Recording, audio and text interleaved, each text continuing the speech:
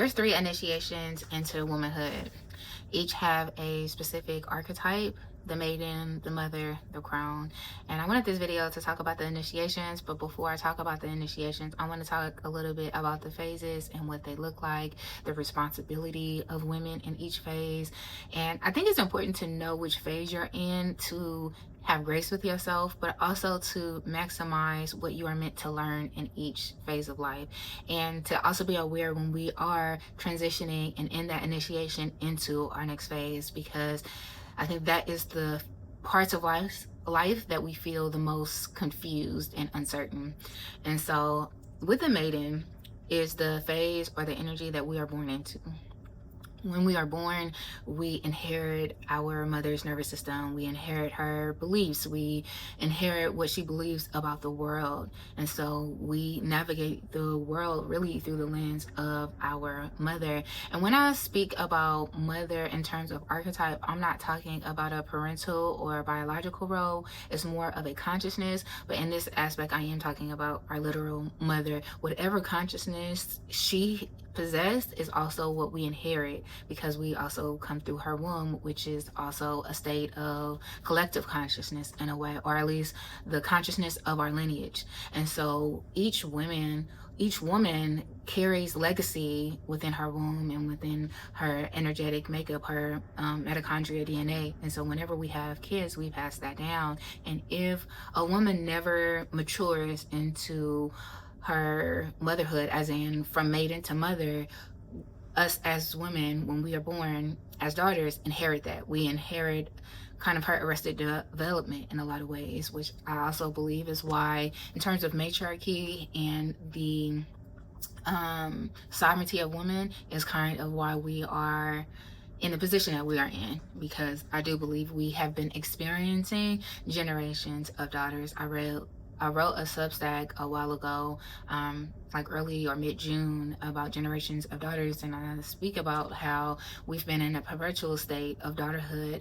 I think we stay in daughterhood for a multitude of reasons, primarily because of patriarchy, and I also think religion has a great deal, because it requires us to look for external validation and put our autonomy and authority on somebody outside of us. We are still looking for leadership, when it is my belief that women are the leaders, that we are the ones creating our experience and reality for ourselves. And so in that way, I do believe women are the architects of the matrix, or this lived reality, because we are the ones who extend life, and not just literally through having a baby, but also through our DNA.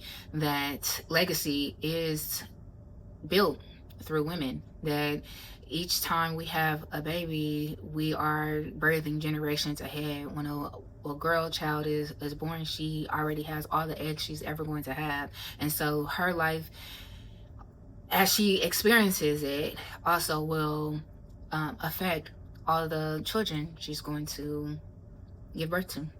And that is biological children, as in babies and human beings, but also what she births into the world as far as her purpose, her calling, whatever business endeavors, whatever she is to the world, is also going to create a ripple effect on everything that she touches in a way. And in that way, it's very powerful, it's very beautiful, the power that women carry. But at the same time, I don't think we have owned our power in this way. And I do believe the collective nudge to move into matriarchy is calling women into deeper levels of motherhood. And I'll talk a little bit more about that when I get to the initiation, because I do think it's a lot like birth, that yes, we can birth children, but we are also meant to birth many things. And I think sometimes we get stuck in that initiation because we only can perceive birth from the perception of birthing a child, but we have to give birth to many versions of ourselves. We have to give birth to our purpose and our callings and our communities and all the things that we are meant to nurture and be devoted to, but we don't look at it as like an extension of us. We don't look at it as like, this is literally like, you know, a little baby that we are meant to raise and nurture and teach and guide. And so when we are in our maiden energy, it is very hard to have that mindset, because we are still looking for guidance. We are still looking to be led. And I do think rightfully so, because we are trying to come into our remembering. I don't think we really know our power until our gaze starts to go inward. And that only comes when we realize we have enough information, we have enough pattern recognition and data to know that we can't trust our external world to lead us. It's not going to be what brings us fulfillment. It's not going to be what helps us create the environment and the love that we naturally desire. I always say, I believe women are meant to bring the experiences of divinity to their external world. As in, I don't think we have to be taught how to be spiritual. I think we are just innately spiritual because we have a womb, we're in touch with our emotions, and so we live a great deal in our internal world. And if we are constantly seeking externally, especially for validation, especially for leadership, we are ignoring that divinity, we are ignoring our own wisdom. But when we switch that gaze inward, then we get to have that aha moment of our remembering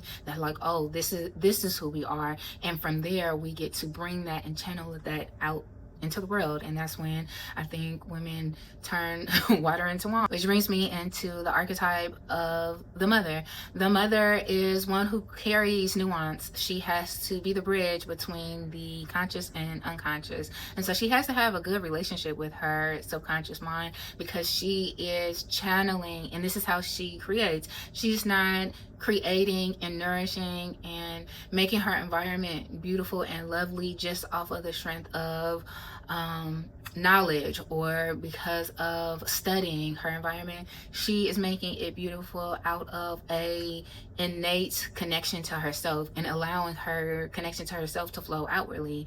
And so with the archetype of the mother, her questioning about life changes, whereas in the maiden we are asking, who are we? And so we are looking outwardly for that reflection so that we can remember, so we can see our reflection. But when we transition into our motherhood is when our questions really start to change, as far as what are we here to nurture? What are we here to create? What are we meant to experience in this world? And I think that only can happen when you start to ask those questions and get the answers internally, that these are not answers that are going to come out of you studying from a book. It's not going to be answers that are going to come from looking at somebody else's life. This is going to be from feeling your way through of what feels like love, what feels like nourishment. And that is what leads us in to be devoted to creation in this way. Because of that, women naturally nurture their environments and they are lighthouses for their community. I think the problem that we have right now is that women are not allowed the time and the space to rest, to even get to this space, because the initiation, the process of becoming the mother is so hard. You ultimately have to surrender into uncertainty and allow what you think you know to crumble. And because we live in a capitalistic society, patriarchy, when are women really able to rest and have the space to make that transition? But whether or not society or our communities, our families make room for us to make that transition, our bodies naturally move in that direction. When we get to about 28, 29, that's when our body is starting to slow down. But especially at 35, I think at 35 is when you are starting to prepare for menopause in some ways, and so you're naturally going to want to move a lot slower. You're also asking the questions of what feels fulfilling, and so you could have spent all of your 20s, early 30s in college and building a successful career, building a beautiful family, and then 35 hits you and it's like, this doesn't feel fulfilling. As much as I have listened to what everyone has said, this would warrant me some type of success or happiness, it may not feel that way. And it can really be a mind fuck, because on paper everything could be fine, your life could be fine, it could be seemingly peaceful, but it won't feel like love, it won't feel fulfilling. There's still some type of yearning, and I think it's because you're yearning for yourself, you're yearning to be connected to something beyond the material. And so that's when we start to make that transition into mothering ourselves. And That also brings me to the crone. In order for maidens to move into mothers, mothers also have to move into crones. And I don't think we have seen crones in our generations either, because even if a woman gets to motherhood, it's been very hard for her to get to a crone-like state, because also, again, the responsibility that it comes with being a mother.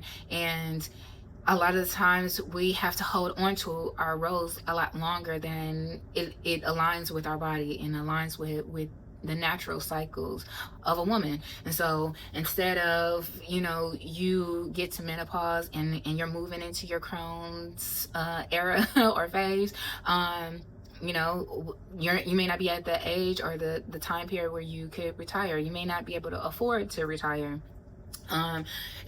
Because some of the children you had may not be, well-equipped parents. So now grandmothers are having to be parents to grandchildren instead of being an actual grandparent, which delays their ability to really move into their crone energy, because now they have to hold on to being a mother. And it just kind of has meshed everybody together. I know from my own experience, when I look at the women in my family, I see how everyone has kind of plateaued into the same phase, which is why I wrote the substack of Generations of Daughters. It's like no one is really evolving into the maturity of the next phase, which then creates this equality amongst women, when there should be some hierarchy. There should be some delegating of duties. If we all have the same duty, it is going to create a lot of chaos and conflicts. It just is. And especially if there is no crone, because the crone has a very similar energy to the maiden in different aspects though, because the maiden has her curiosity of wanting to seek out who she is and learn, versus the crone is now moving deeper into her subconscious. Because I like to give the analogy of the moon, as in, like, we are born in our new moon state, and then we are gaining the momentum to get to our full moon, which I think is the mother, where they are holding the duality of both the new moon and the waning. And so there's this wholeness of yin and yang, both masculine and feminine, both conscious and subconscious, that women or mothers have to carry. But then when we get to the crone, she's waning and regressing back into her subconscious, which means she's losing and forgetting some of her knowing, or at least her consciousness. What she knows is more from that innate soul remembrance that is very similar to a child, very similar to our adolescence, where we still are holding on to our innocence. And I think when we get to our crone, we still have our innocence. I think we have to keep our innocence throughout, our journey in life, because I think our innocence helps balance our ego. I'll talk about that in another video, but I think with the crone's innocence, it's more from a place of maturity. She's lived enough life that tells her the more she knows nothing at all. She knows that she cannot control the winds. She knows that everything happens with purpose and alignment. And she's lived long enough to see that everything works out, how it's supposed to at that. And so there is a freedom, I think, that comes with being a crone, that you get to delegate the responsibilities of structure and foundation over to the mother. But the foundation now changes. Her questioning changes. It's more of like, what is my impact? How can I improve the lineage that I'm leaving behind? How can I help the mother in cultivating some type of evolution within our lineage? But it's not necessarily like her responsibility. And like, we see this in our grandmothers that are like big mamas and keeping the family together, is because she has not relinquished that mother role onto her daughters yet. And even you can see this when our grandmothers pass, the big mamas pass, it's like the family falls apart, when technically if she had delegated some of that responsibility and started to pour into the foundation from an extension of her, or externally, or not externally, but like from a distance, is what I'm trying to say.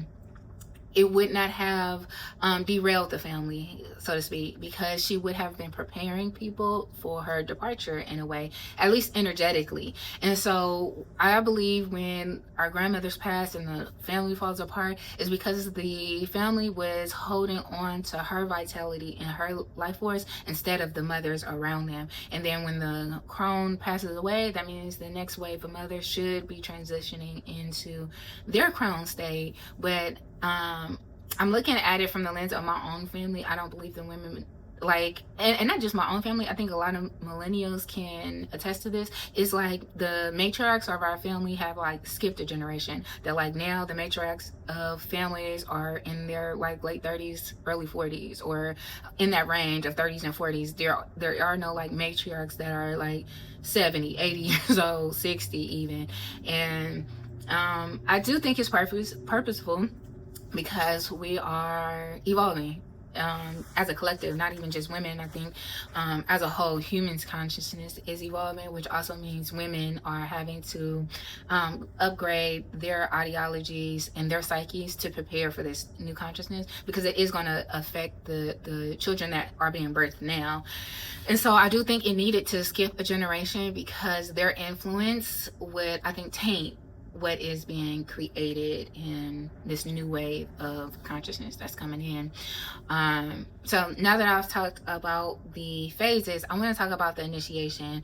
I'm not going to talk about the initiation into crone, because I'm speaking about the crone from theory, because I have not experienced moving into my crone's energy, so I can only speak about it from theory and not practice. I do believe the mother does have to have some of the crone, because again, she has to be in the mid-range of nuance of holding both, holding the both and so she has some of the crone's wisdom, but nowhere, you know, in its full totality. And so that's why when I talk about the crone, it is going to be limited, because I have not experienced it fully.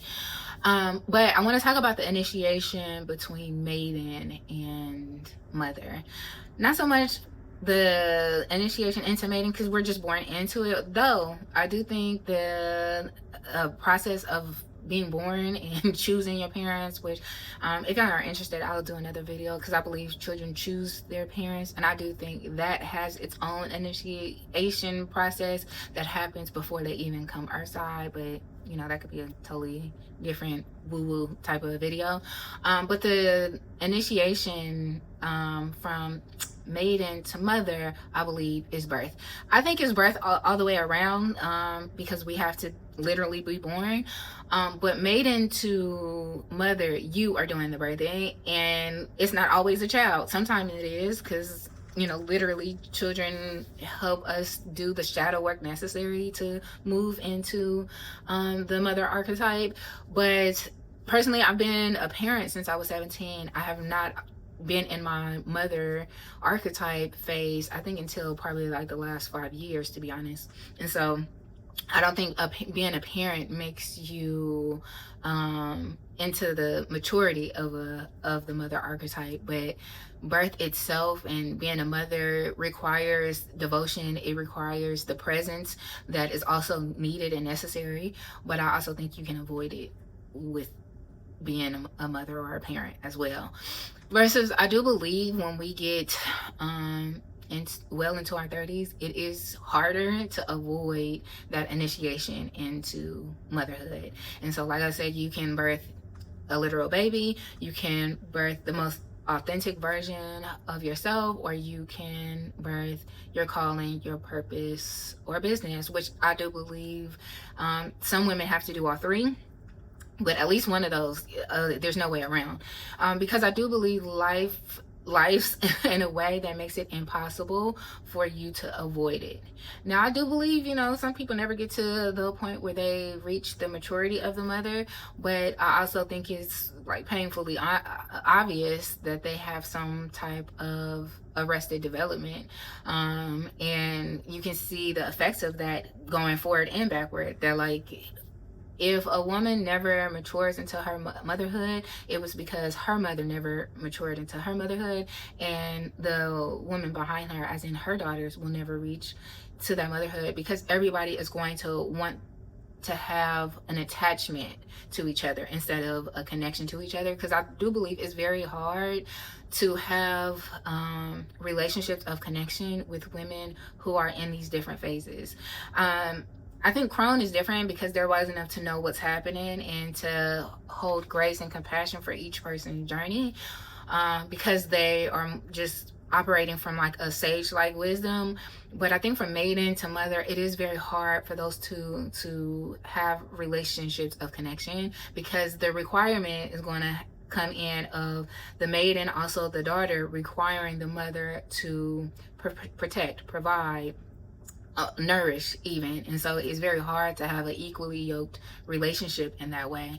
And this is a conversation I think that needs to be had amongst women who are promoting matriarchy and are at the forefront of this movement, because I've had a conversation with my friend about this, of like, if we are becoming the mother archetype, that we are going to be lighthouses, as in we are going to attract both women and men who are looking for nurturing. And what is our role in helping other women mature into their motherhood? And I think we have all collectively kind of, I don't want to say all, but because of the like decenter men movement, I think there is a certain like know-how that women are not helping men mature in the same way, which I think is why we're going through like the loneliness epidemic, and women just choosing not to have kids and get married and do that type of thing, because I also think that is going to catapult men into their healing, because I do think they are the collective reflection of women's subconscious state. And I know that's probably hard for a lot of women to hear who are like pro decenter men, but I don't think men are necessarily the problem in terms of what we should focus on. Of course, they're problematic. Of course, patriarchy is problematic, but men also don't benefit from patriarchy. Sorry, I was watching that back, and I just want to include, before somebody try to eat me up, men do benefit from patriarchy, but my point was it's still harmful to them. They're not benefiting to the degree that they think they are, and I think it also keeps them in a childlike state as well. And if we really want to see change, women are going to have to be the change, because we are natural leaders. Like, men are not leaders, and so as women change, men will too. And as long as we are in this battle of power and who's the leader, because women are almost waiting for men to relinquish their power and give them back their power, that's not gonna happen. And so the only way I think that happens is if women return to themselves and really step into mothering themselves, which also is very hard, because mothering yourself also requires you to reconcile with all the ways that maybe your mother never mothered you. Again, going back to that, like, if our mothers never matured or graduated into their mother archetype, there's going to be a lot of things that they missed the ball on. And so as women, when we are in our initiation, there's a lot of reconciling, I think, which is also why mother wounds and people going no contact is a big thing, because this is what it's requiring of us, to have these conversations, to navigate our emotions in this way, that we are having to reparent ourselves in order to really be in our motherhood of ourselves and of our families and communities. And so that's going to continuously propel us forward the more that we do that work. But when it comes to decentering men, I don't talk about men and what they need to heal. I don't really talk about decentering, because honestly, I think decentering conversations are a fancy way of saying like you got codependency problem, or like you're healing through codependency. That it like take men out of the equation. If it's about you, you have codependency, okay? Heal that. And that's really, when you take men out of the equation and you're just healing the codependency, it makes it about you. It makes it about your nervous system. It makes it about going inward. And that is the purpose, I think, of it being initiated into motherhood, is that you do have to go inward, and it is so that you can come back into your remembering. And so the more that, you know, we're having these conversations of decentering, it gets us further away, because we are still pointing the finger outward. We are still turning our gaze and searching for something externally, and I don't think it's helpful. But when it comes to being initiated into motherhood, what that looks like is a lot like being pregnant and giving birth to a child.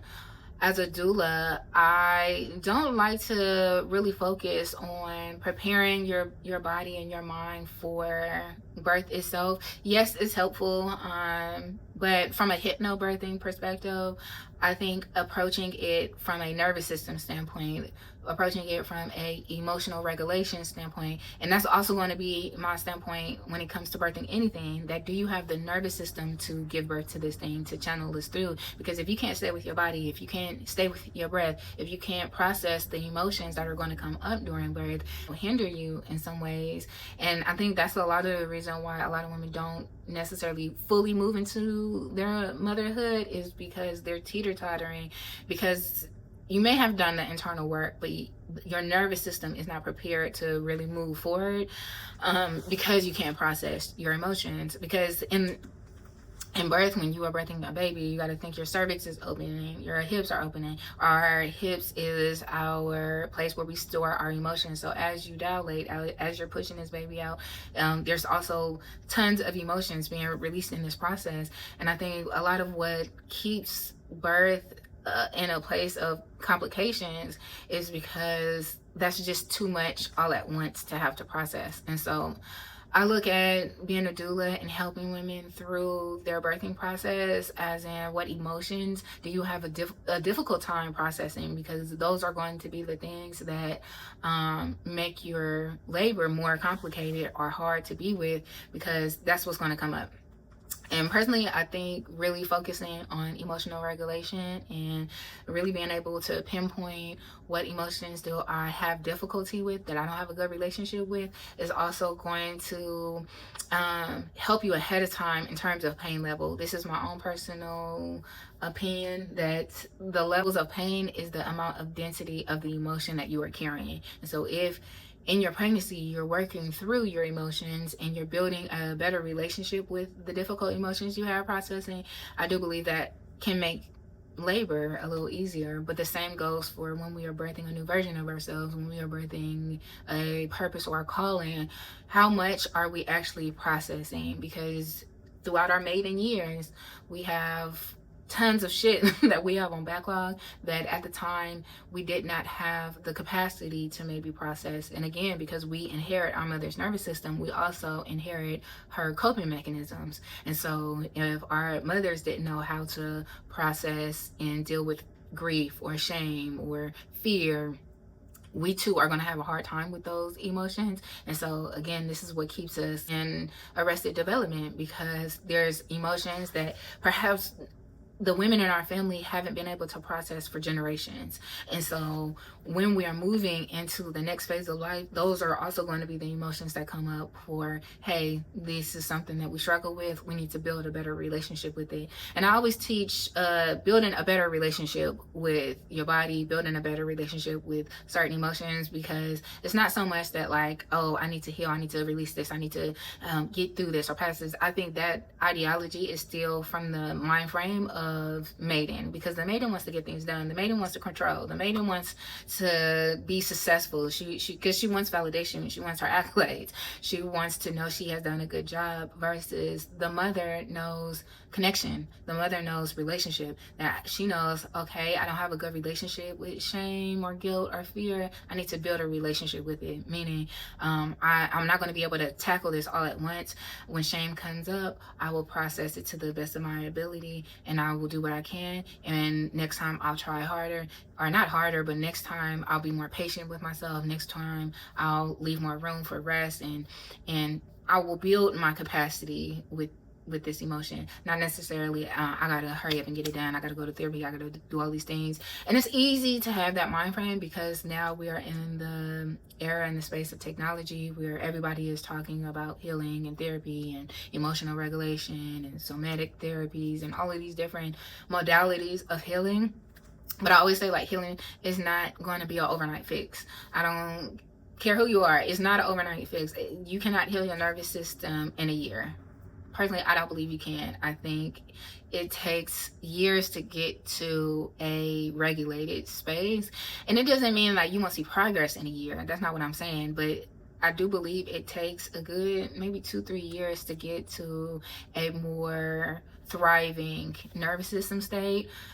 When you've been living in survival for 35 years, you're not going to be able to heal 35 years of living in survival in 6 months and think like, oh, you're just about to be thriving. Because even when you get over certain humps, let's say you have been living in survival, or like your money beliefs are rooted in lack and scarcity, and you do the internal work to make more money. Making more money is also going to trigger your nervous system. And so then you also have to, again, build that relationship of, okay, maybe you were making $7,000 and you get bumped up to $10,000. Your nervous system has to learn this new form of regulation, and that's the building of the relationship. Okay, now we got to $10,000. Let's maybe push it to 15.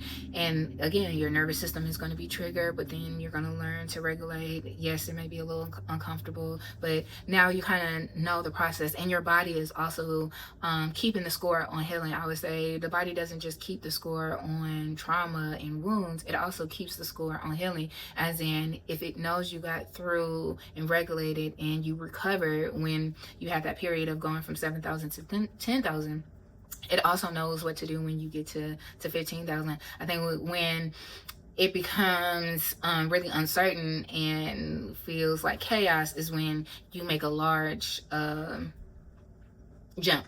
So like, say you go from 10,000 a month and then you have $100,000 a month, then yeah, that might feel, really overwhelming. I always think of it as like even winning the lotto. I think a lot of lottery winners end up fucking their life up because that was too much on their nervous system. That like, you may have won $10 million, but your nervous system still is in a state of poverty. And so you're still going to spend money from a mindset of poverty. You're still going to be living in a state of poverty. If you don't build the relationship and you try to rush your way through it, you try to, get to overnight success, your nervous system, your psyche may not be able to handle that. And so I do think it takes a while. I think the initiation and the journey coming from maiden to mother is a slow burn type of thing. You're not gonna be able to love bomb yourself through that, because I do think that's what a lot of women think is like, oh, I'm gonna be in my self-love journey, I'm gonna be in my healing era, and look up and be like, this is ghetto, nothing's changing. Because it's not an overnight thing. I have experienced that. I have experienced many times where it's like, fuck this healing shit, because it's, a slow burn. It's not always like overnight, and it can get rather ghetto. So I don't know how I got there. Anywho, I will be back more. I'm going to talk more about the initiations and how to know if you're already in that transition, what you'll experience. This was kind of just me talking about the phases. But if you enjoyed this video, make sure you like, comment, subscribe. I'll be talking more about this. I'm really excited about like this new series I'm doing about, these phases or archetypes and initiations. So if you have been enjoying my shorts or even me on TikTok, make sure you subscribe,